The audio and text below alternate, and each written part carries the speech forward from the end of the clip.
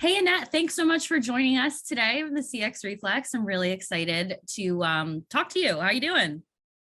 I'm good. I'm good. Thanks so much for having me. This is going to be a Yeah, great conversation. Looking forward yeah, to I'm it. excited. I'm excited about it. All right, so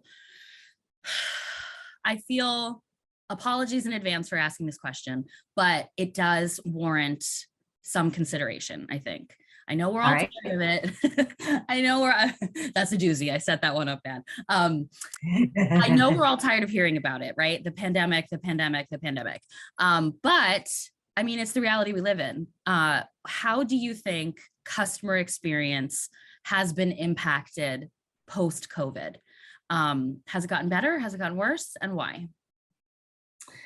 So that is a great question. And I was just talking to somebody a little bit earlier, and I said, just in the last week, I've heard more examples of bad customer experience than I've heard in a really long time. So I'm going to answer your question simply. I'm just going to say it's worse. I Really? think it was. Yeah, it's just there's just so many examples of like things that should not be happening now that are, but I'll add a little bit more detail or color to that in a second. But I think originally, like as we were going through the pandemic, it was bad and then it got better because they're digital transformation and brands were all trying to figure out how do we do things the way that customers want them done, right? Contactless or just convenient or easy or whatever. And so I think it got better, and I also think people tolerated more because of the situation. But now that we're coming out of it, people are no longer tolerant. They're definitely no longer tolerant, number one. And number two, this employee shortage, this issue with employees and not having enough staff and employees being burned out, employees not wanting to work, whatever it is, has really created a mess for customers and the customer experience. So yeah, so I'm going to say the answer is worse. You touched on something really interesting, which was you said that there was a point, throughout COVID over the last 2 years where contact centers kind of peaked. And it was, through digital adoption, through making changes to their omnichannel suite, adding more channels, and really considering what the customers wanted. And now they find themselves back down in this trough. So what do you think then? Because they've proven they can do it, right? So what do you think then are the biggest obstacles keeping companies from truly understanding what their customers want? Yeah, I think this employee shortage and the staffing issues are a big problem, but I think part of it is just not doing the work, not doing, or not having a team or a person in place to do the work to understand customers, right? And when I talk about understanding customers, I go back to my first book, which is called Customer Understanding, and think about those three ways that we understand customers. First one is listening. I mean, that's just an obvious one, right? And that's all about feedback that our customers leave for us, however they want to leave it, and then the breadcrumbs of data that they leave behind as they interact and transact with us. And that's in the contact center, and that's in the retail stores. It's hospitality, wherever they leave that data, right? Wherever they leave those crumbs of data. So there's that. And then they haven't done the work to really understand who their customers are. That's such an important piece of understanding your customers is who are they? What do they buy? Why do they buy? What are their preferred communication methods? How can we support them? Is it chat? Is it email? Is it web? What is it? Is it through the app? What is it?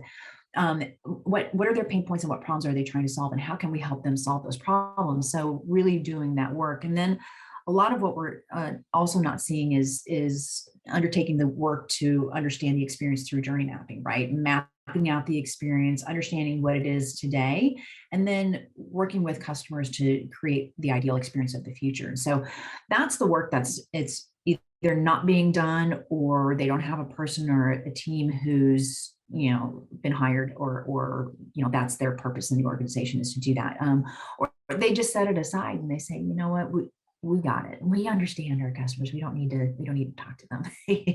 And that's a big fail. Yeah. So what I'm hearing you describe is kind of like a culture of curiosity almost, right? Like keep setting in place those feedback loops from customers, I'm sure also from agents, and just constantly iterating based on what you're hearing, So how do you think, so I think you've described it a little bit, but how do you think culture, and that can be, the culture among agents, the culture between managers and agents, how do you think that impacts business performance? And so, down the line, customer experience? It's huge, right? So culture really is the foundation of the organization. It's the foundation of your customer experience strategy. It's how we do things around here, right? And why we do things around here. And so it really is, it really does drive outcomes. So if we have a strong culture, a healthy culture, we end up, that obviously impacts the experience that employees are having, right? Employees love working in this culture or they don't, right? If they love working in it, if they're a great fit for it, then they feel, appreciated, they feel valued, they feel like they've got purpose, they feel aligned, all of that. And that ends up leading to, employee engagement, employee happiness, they're more productive, they're loyal, they're more creative. And when that happens, then customers, we know that employee experience drives customer experience. So if our employees have a great experience and drive a better experience for customers, then our customers are also feeling heard, feeling valued. They're able to do the jobs they're trying to do. They're happy and satisfied, and they're going to come back, right? They're going to come back. They're going to buy more. They're going to interact with us more, and that leads to great outcomes for the business. And all of that leads to a couple of different outcomes from a couple of different angles, I should say. First of all, as an employer, there's great employer and talent branding as a result of having this really strong culture, right? So it's easier when it comes to hiring and attracting candidates into the organization, right? It shortens your recruiting cycles. And then from the business perspective, we're looking at growth and revenue and customer lifetime value and those kinds of things, those kinds of outcomes for the business. So having a strong culture is great for employer branding and for the business in general. And so I want to dive deeper into that a little bit because it was a great answer. So tactically, operationally, how do you say I'm starting a new contact center? How do I go about establishing that culture? Like how do I train my managers to be stewards of that culture and make people feel accepted and heard and welcomed on the one hand, but also buy into the very real, metrics that we're measured against as a business and feel that they're moving the needle there. Like they want to care enough to. Yeah. That's a great question. There's a lot to unpack there, but I will say one thing. So the culture isn't just around the contact center, right? It has to be the entire organization. The culture is really the foundation of the organization, right? And so culture is really core values plus behaviors in its simplest form, right? Core values. So we define the core values. And then for each of those core values, we define both acceptable and unacceptable behaviors so that employees know what it means to live and breathe those core values. And then once we've defined what those behaviors are, then we also want to make sure that we help them understand the outcomes as a result of each of those core values and each of those behaviors. And then they have to be socialized and operationalized, right? You can't just put them as posters on the wall. We've got to use them to hire, to fire, to promote. When we create policies and processes, they've got to be created through the lens of those core values. When we make decisions, they've got to be done through the lens of those core values. And that's how we shift the culture to be what we want deliberately designed it to be. So that's the work that needs to be done. And it's not just for employees, it's for the managers, it's for the leaders of the organization. Everybody's got to live and breathe that, right? Yeah, absolutely. And it's we have kind of a guiding ethos. We call it the LiveVox way, and it's funny the way that it kind of starts to inform everything, right? Like it's becomes part of your brand, and it's just a good kind of framework to be able to fall back on. So this is kind of, I feel like maybe a bit of a chicken and egg scenario question, but what should come first, improving the agent experience or the customer experience? Because they're so intertwined.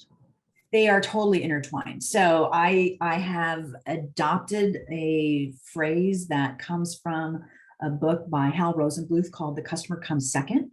Well, He I feel actually like said, that is very controversial. right? But he actually says, if the customer comes first, then the employee comes more first. And so I 110% agree with that. If the customer is going to come first, then the employee has to come even more first, because we know that employee experience drives customer experience. If we don't have employees who design and build our products, sell our products, service our products, and make sure that customers have a great experience, then we got nothing, right? So employees have to come more first. Yeah.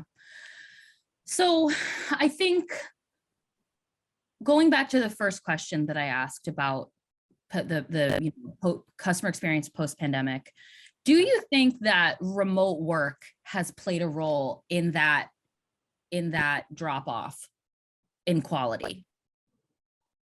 And that's a great question. You're asking that of somebody who has worked remotely for the last 22 years with only a 1-year stint there where I was working for a startup here locally where I was in the office.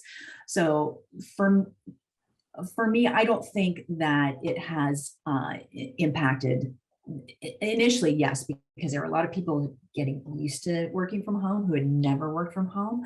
But I think that they very quickly adapted to it. And I don't think it's impacted the quality of the support or the service experience that folks are getting, as long as you have the right culture in place. Again, this goes back to culture, right? As you have the right culture in place, it's going to affect employees, or impact employees, or drive how they work and how they do things around here, regardless of where they are, whether they're remote or in the office, or they're hybrid or whatever.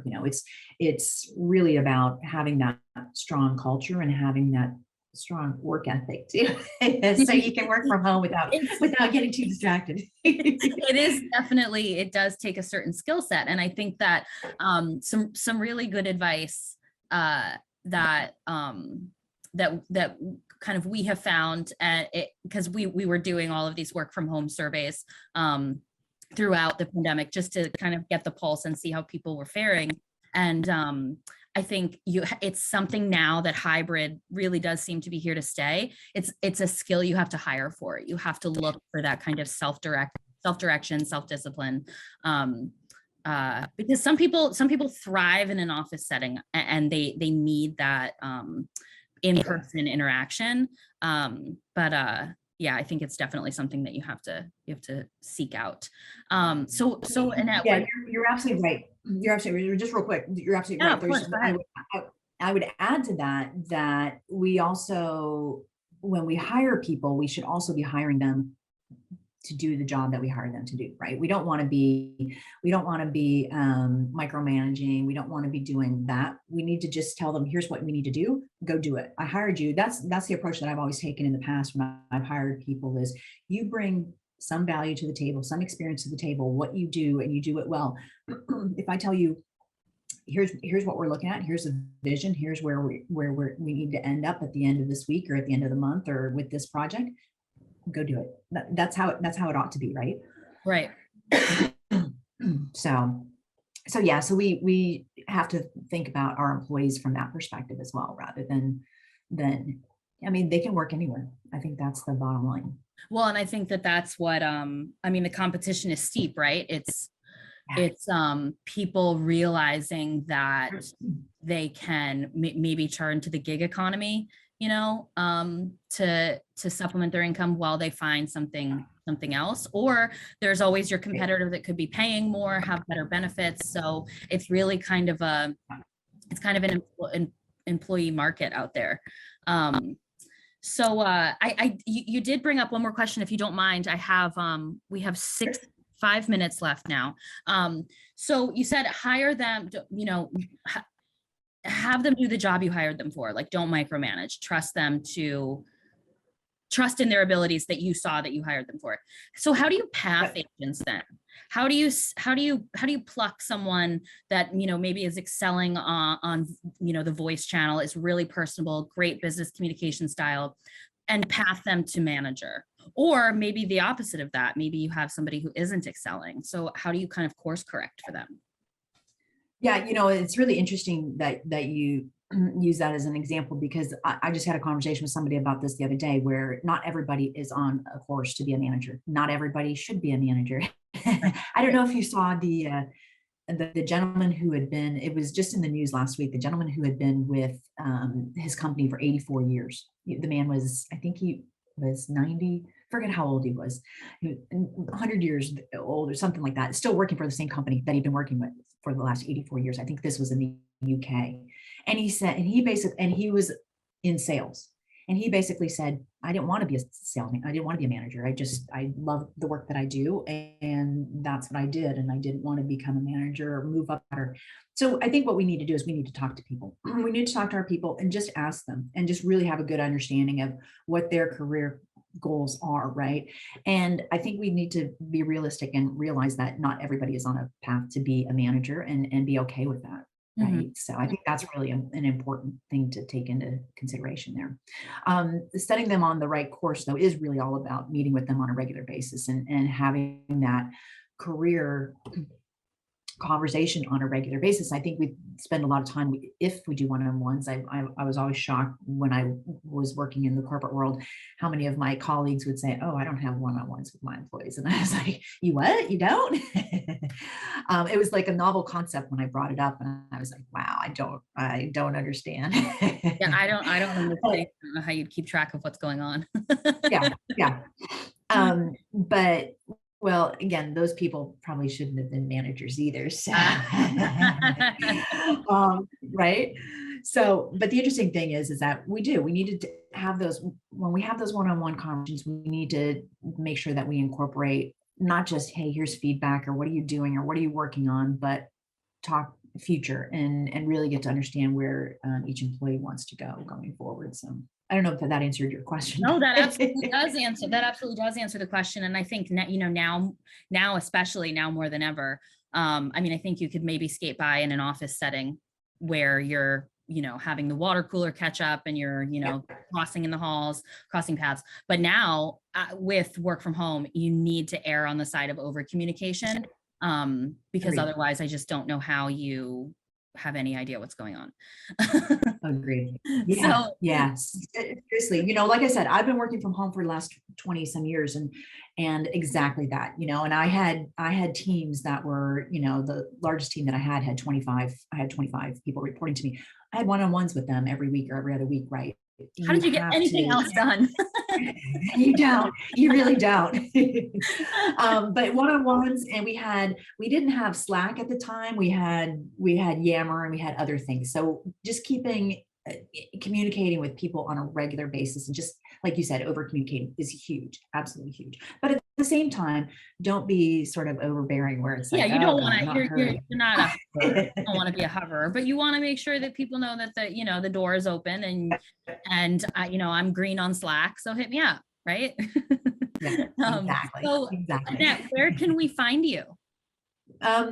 So I have two websites, cx-journey.com and AnnetteFranz.com. So you can find me there. And I always love to connect with people either on Twitter at Annette Franz or on LinkedIn. I always love making new connections, and have met some really wonderful people. So. Yeah, awesome. Okay, well, I will be connecting after this. Oh, please do. This has been really great. Thanks so much for joining us. You've shared some really good insight, and I think our audience will really enjoy it. And I hope I get the chance to talk to you again. Yeah, look forward to it. Thanks so much for having me.